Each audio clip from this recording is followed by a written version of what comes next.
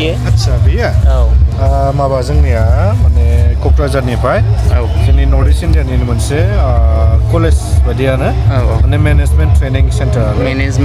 Centre क'क्राझाराव दङ अबे साइडजों क'क्राझाराव नैबे बाजै हटेल खाथियावहाय BSBI बिल्डिं दंना बेनि गोजौआव दं आरो एनरलमेन्टआ मारै दा बेवहाय गासैबो hotel management airline travel and tourism गासैखौबो ट्रेनिं होनाय जायो आरो बेजों लोगोसे माने बांसिन साख्रिखौहाय होनाय जायो फरेन कान्ट्रिनि थाखाय दा जोंनि गुटे नर्थ इस्ट इण्डियायाव बेल' मोनसे केम्पास जायाव माने फरेन कान्ट्रिनि थाखायहाय साख्रि मोनो आरो बेसेनिफ्राय एडमिसन लायो एडमिसना जोङो माबानिफ्राय फरेन कान्ट्रिनि थाखाय जोङो 20 बोसोरनि गोजौखौ लायो आरो क्वालिफिकेसना बेसेबां क्वालिफिकेसना नोङो क्लास 12 कमप्लिट जाथारनांगौ मिनिमामबाबो एनि स्ट्रिम नामा एनि स्ट्रिम साइन्स नाङा साइन्स नांगौ ओमफ्राय 6 मान्थनि होयो ना 6 months नङा 1 year माबाफ्रा फिसा मा सिस्टेम लायो फिस सिस्टेमा एक्सुवेलि बेयो माने स्टुडेन्ट्सनि माबानि सायाव इन्टारभिउनि सायाव जायो आरो इन्टारभिउजों लोगोसे जोंना बेयाव बर' स्टुडेन्ट्सफोरनि थाखायहाय साबसिडिबो दं स्कलारशिपबो दङ आरो गोबां बेनिफिट्सबो दं आरो बर' स्टुडेन्टफोरनि थाखाय जायखौहाय जोंनि माने लाइक नाम्बार दं बेवहाय बे नाम्बाराव कल खालामबानो गासैखौबो आन्दाज मोनजोबगोन आरो ना बेखौ लानो हागोन सार थेंक इउ मिनिमाम बर' स्टुडेन्टनि थाखाय जों बेसेबां होनांगोन मान्थलि मिनिमाम जोङो एडमिसनाथ' अनलि 10,000 ल' आरो 10,000 ओमफ्राय 1 year 10,000 ओमफ्राय बेनि अनगायैहाय जोंनि दा ओरै गथ'फोर दङ नै गोबाङानो लकेल नामा बिसोरो गासिबो लकेल जायफ्रा क'क्राझारावनो जोंनि माने like entire north east India खालि बेयावल' मोनसे दं जाय माने फरेन कान्ट्रिनि थाखाय बिदि प्लेसमेन्ट एबा ट्रेनिं होनाय जायो आरो मेनेजमेन्ट स्टाडिसावनो बेबायदि आरो सार मान्थलि डिउस थाबावगोन नामा मान्थलि डिउस बेखौहाय एक्सुवेलि आङो दहाय होननाय बायदिनो माने एनि केन्डिडेट्सफ्रा खनसे जोङो फन खालामनानै बे काउन्सिलिंआव जिरायग्रोबा बिराद मोजां जागोन मिनिमाम बेसेबां मिनिमाम आं बुंगोन दि माने बारियाव बेफोरबायदि ट्रेनिं सेन्टारखौ लानो थाङोबा स्टुडेन्ट्सफ्रा गोबां फैसा गारनांगौ जायो आरो इट्स लाइक गैयाबाबो 4 लाख 6 लाख ना दा जोंना बेवहाय मिनिमाम टटेल फिसआ बेवहाय माबाल'सो जायो माने स्कलारशिपखौ लाना माने खालि 60,000 रुपिस अनलि 60,000 भेरि गुड ब्रादारनि नामा आगोमा बसुमतारी आगोमा लकेलनि चिरांनि चिरांनि अबे साइडनि आङो रुनिकाटा नोंथांखौ कल खालामबानो जोंखौ नङाबा नैबे नाम्बारखौ कल खालामबानो नोंथांनि नाम्बारखौ एसे हरलाय सार बेयाव दंखायो बुंनानै होदो अके कल खालामनो हागोन 93942371112 Okay, once more, thank you. 93942371112. Thank you, sir. Thank you. All right. Thank you. नैबेहाय बिबार ब्रेन्डनि दख'ना मोनगोन लोगोफोरलाय बिबार सिङाव हाबनानै नायनायनि माबायदि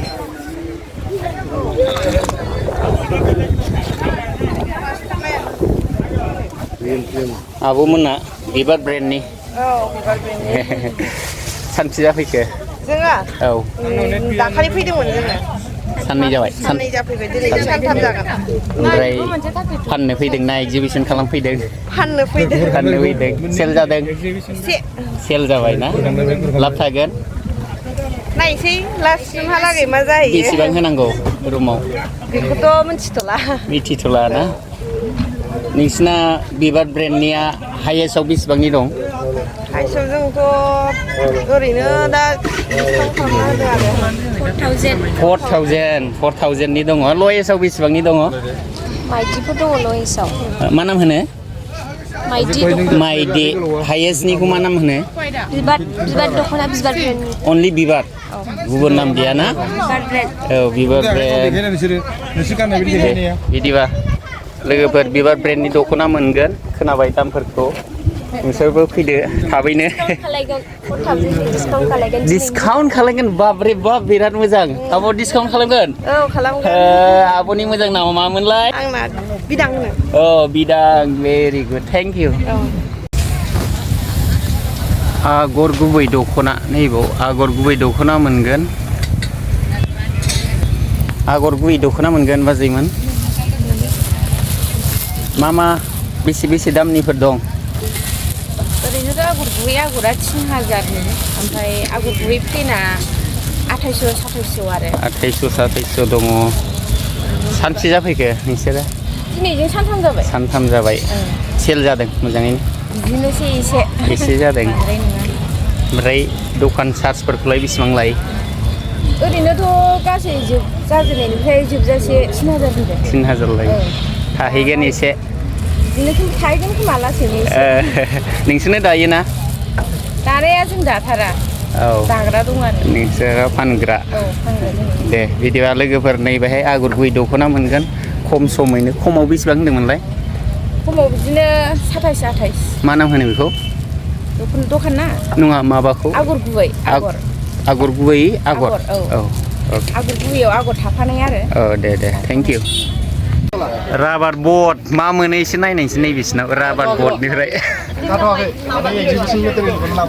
लाबोथ'वाखै माब्ला सफैगोन आधा घन्टा राबार बिफां मोनगोन ना मोना जोंना आधा घन्टानि उनाव मोजाङै बुजायनोसै दा फैबा स्किम दं बेखौ मोजाङै बुजायगोन स्किम दङ ना फुलिखौबो लाबोगोन नामा फुलिया बेनो सेम्पोलनि थाखाय सेम्पोल लाबोखाबाय नोंसोरो अबेनिमोन जों राबार बट काजलगाव राबार बट नोंसोर फुलि लाबोगोन दिनैनो फुलिया बिदि नङा जोंना स्किम थायो स्किमनि थ्रुयै मोनगोन स्किमा जोंना माने बिदि 1 बिगानिफ्राय 15 बिगासिम फ्रि होयो एकदम कमप्लिटलि फ्रि ओमफ्राय बेखौ बे सेन्ट्रेल गभर्नमेन्टनि बर्ड मोनसे ओमफ्राय बेखौ होनाय जायो साप्लाइ ओमफ्राय बेनिफ्राय बाखि निजा आरोना लानानै लानायफ्रा अके साबसिडि थायो माखासेफोर रलारफोरनि फेन्सिंफोरनि दा आङो नोंसोरो एगजिबिसननि लाबोदों बेखौ बायनानै लांनो हागोन नामा आङो बे हानाय नङा डिसप्ले पारपसनिल' सेलनि थाखाय जेबो गैथ'वा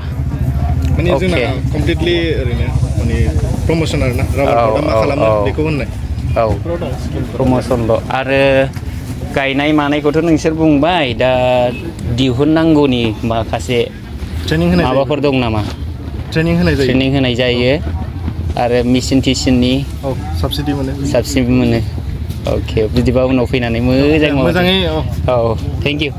एक्जिबिट मेटेरियेलफोर दोनसै दे PWD क'क्राझार रुराल रड डिभिसन क'क्राझार आदामोना मा देखायगोन जोंना बेनोलै देखायनाया बबेयाव देखायजोबोमोन दा बे दिनानो माबाया टिभिनि माबाया लामाखौ बोरै बानायो मायो बेफोरखौ देखायगोन नामा बेहायनो होगौमोन आरो दा इन्जिनियारसो दङ बेखौ बानायनो जाथ'वाखै माने फैगासिनोसो दं सानसे जाफैखो आदामोनालाय ओमफ्राय माब्रै सोलिदों बेबायदिनो सोरबा खिथाबाय आरो सोरबा नायनानैल' थांबाय साफ्रोमबोथ' सोङा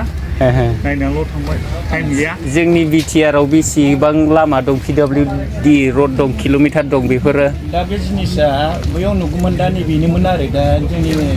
क'क्राझार एरियायाव डेभेलपमेन्ट जानाया बै पिक्सारा माने बेनि साना होबाय जोंनि बर'फ्राथ' गामि ओनसोलाव थाग्रा जाहैबाय नोंसोर खुगाजों बुंनो हागोन नामा बेसे किल'मिटार दं बे जिनिसखौ जों दा बुंनोबो हानाय नङा डिपार्टमेन्ट बेखौ बुंनो हायैनि खार'नावनो दा जोंनियाव बे जों देखायनानै बेखौ बानायनो सानदोंमोन दा इन्जिनियारा मेसिनखौ बानायनो हाया बिटिआरआव बेसेबां PW रड दं बेखौ पाब्लिकनो बुंनानै होनो हानाय केपासिटि गैया ओके हागोन बे जोंना अभारसियारा थेंक इउ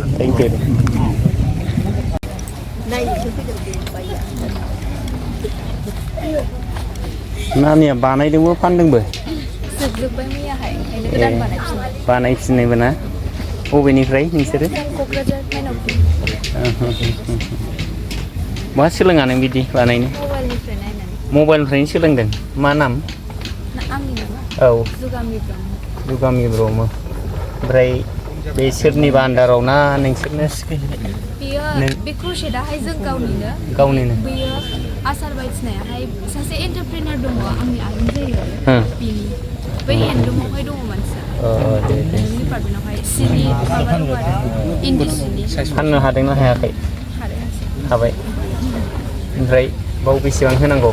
बावहाय जोंना माबानिसो जोङो SRLMनि आन्दारावसो ना बे डिपार्टमेन्टनिफ्रायसो नालाय डिपार्टमेन्टआसो होगोन नोंसोर होनाङा बिराद मोजां नानि मा नाम होनदोंमोनलाय जुगामि ब्रह्म क'क्राझार मा गामि माइनावफुरिनि बानायोबो दे एसे बानायनानै देखायलाय जोब्बायानोमोन ओमफ्राय खालि आङो नैबे खादों आरो देन्थाखौ बे मेचिनफोरखौ बहा मोननानै बै थुग्राफोरखौ बे एरग्राफोरखौ बेखौ औ ए बाजारावनो मोनो बाजाराव बेसे लायो बे 80 ओमफ्राय बे यार्नाहाय नै बिदि गिदिर आरो बे जोब्बाय बेखौ बायनांगौ बेफोरबायदि औ सोरबाफोर फ्रिफोर हरो नामा सरखारफोरनिफ्राय मिथिया सरखारनिफ्राय फैसा फैयो फ्रि मोनो बिदिखौ मिथियोना मिथिया बिदिखौ मिथिथ'वा माने बारा गोबाव जायाखै नालाय बारा गोबाव जायाखै लासैनो सोलोंलांगोन दे थेंक इउ इउटुब चेनेलफोर दं नामा